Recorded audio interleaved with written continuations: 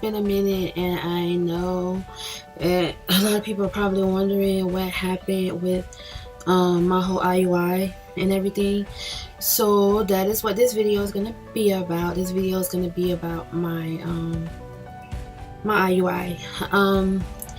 I did not record me being inseminated, but I did record like bits and pieces because I don't know if I was allowed to record or not. So, and I didn't even ask. So, but I do have like bits and pieces, like pictures and of the vial coming out of the canister and things like that. But I don't have like the actual part of me being inseminated. Anyways, I'll just insert that now, and then I'll come back and then I'll tell you guys what happened.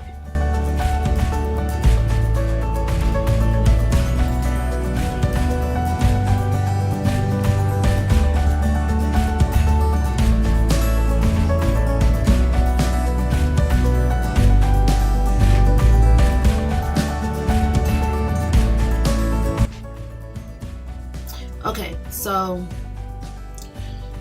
this is what happened. So I went to the doctor on the 17th of September. Yes, it's been that long, and I'm sorry that it took me so long, but I'll explain to you why it took me so long to make this video. So I went to the doctor on the 17th, and they did an ultrasound. I think that was like my 12 day scan, and they did an ultrasound, and they said that I was ready to trigger, meaning that I was soon going to ovulate. And the trigger is just basically like a shot that they give you to kind of like trigger the ovulation, kind of speed it up. So I had that on the 17th. On the 19th I went and I had my insemination. That day, immediately after I went home, I stayed up for like an hour or two, then I went to sleep, and I slept for like, well, I didn't go right home. I was riding around with my mom because she came down for my examination for my IUI, and then I went home like a couple of hours after my IUI. I stayed up for like an hour or two more, then I fell asleep, and I slept for like a few hours, and then I woke back up. I started feeling symptoms right away, but now I know that those were like, the trigger shot is basically like HCG, and it makes you feel like you have all the symptoms of a pregnancy. So I didn't have any implantation bleeding. I didn't have any like I had pains and everything, but I didn't have like cramps or anything. I didn't bleed or anything like that.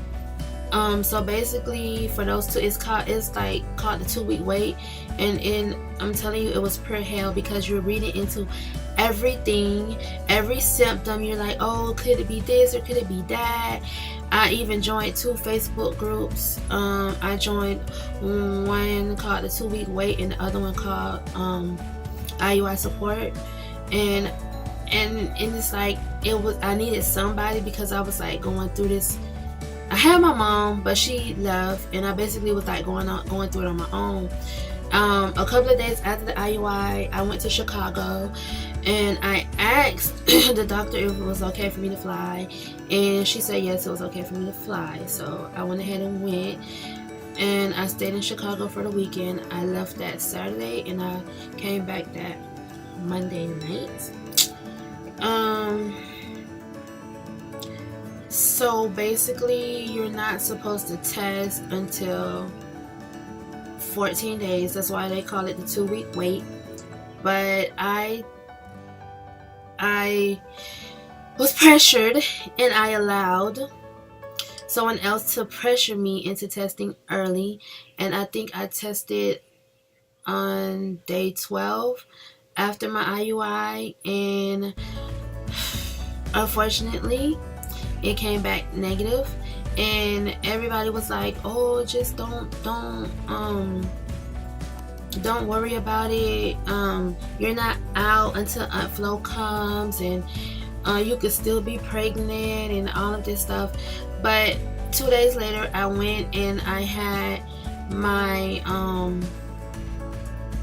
my blood test, my beta, and I was down because I already knew it was going to be negative because of the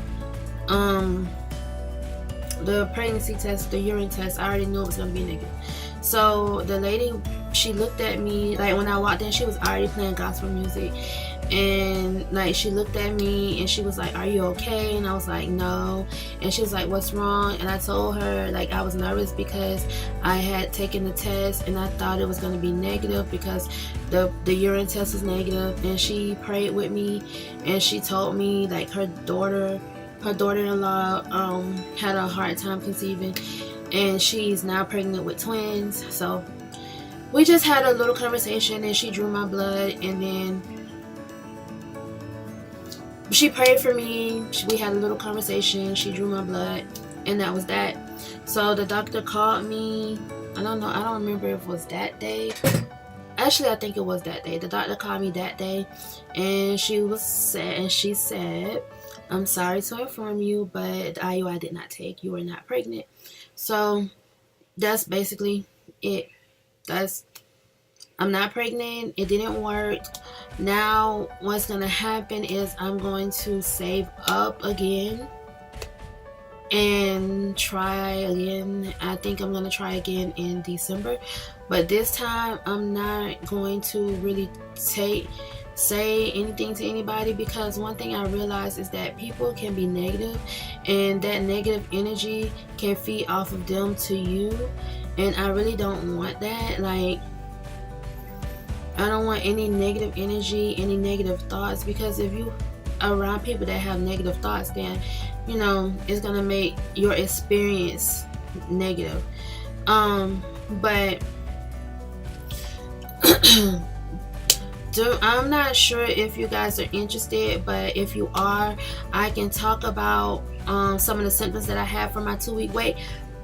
During my 2-week wait to see if I was pregnant, but I don't want to do that in this video because I'm not sure if anyone would be interested in that. If you were interested in what happened or what symptoms I had during my 2-week wait, let me know in the comment section down below, and I will definitely make another video talking about my 2-week wait. But I just wanted to let you guys know what happened with my IUI. So no, I'm not pregnant. It's okay. I cried. I cried when I took. Sorry. I cried when I took the urine test. I cried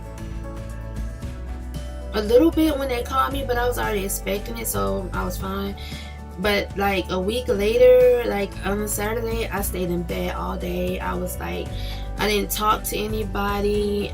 I was literally like depressed and stressed out, and I was like, but Sunday I kind of like put myself out of it because I was like, I can't be in this funk. I can't make myself be depressed. So, oh yeah, basically, I'm sorry, I skipped all over the IUI process.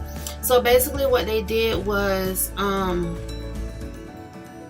took the they took me in the bag. They had me verify that the sperm or the sperm was mine, basically, and I had to give them an ID number, this, that, and the other, and then it took them like an hour to prep it to be inserted. And then I went into a room. They opened me up with a speculum, then they inserted the catheter, and then through the catheter is where they inserted the sperm. And it took all a matter of like maybe 5 minutes, 10 at the most. I don't even think I was in there for 10 minutes. I only did think the procedure took 10 minutes, and then I had to lay there for 5 minutes. So yeah, it was an easy, simple procedure. Some people say it hurts, but it didn't hurt for me. So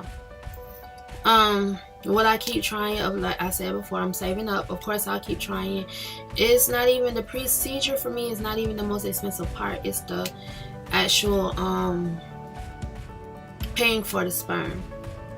So and I'm also thinking about doing a double IUI this time. A double IUI is basically I get inseminated one day and then go back and get inseminated the next day. That's basically what a double IUI is. So yeah, so that's pretty much it. That's pretty much what happened. If you guys have any questions, let me know. I will be happy to answer them. Just leave a comment below. If you don't want to ask a question publicly, you can email me. You can DM me on Instagram. You can send me a private message on Facebook as well. All at just Arsharae. So just thank you for watching, and if you have any other questions, because I don't want this video to be too long, if you have any questions, like I said before, just let me know, and I will be willing to answer any questions. So I will talk to you guys in the next video. Thank you for watching. Bye.